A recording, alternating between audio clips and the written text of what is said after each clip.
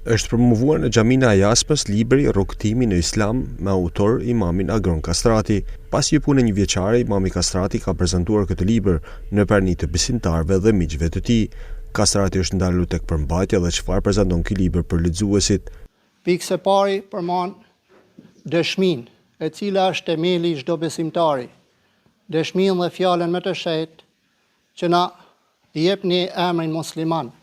Gjithashtu libri përmend lijen e namazit, pra si falet namazi, kush janë kushtet e namazit, abdesi dhe me radhë. Një temë tjetër që ka të bëjë me xhuman, e cila është një nga festat javore të muslimanëve, vazhdon me muajt e shenjtë.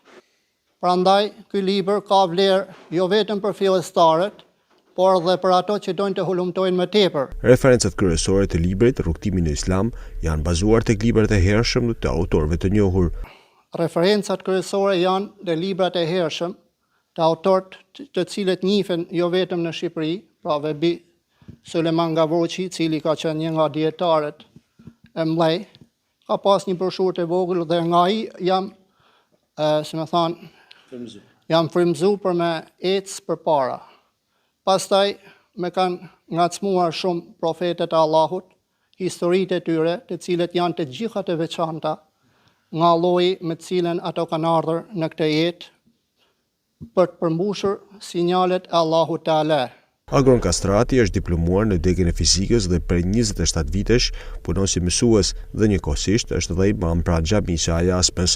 Gjithashtu Kastrati ka një lidhje edhe me sportin, pasi për shumë vite me radhë ka dhënë kontributin e tij në fushën e gjykimit.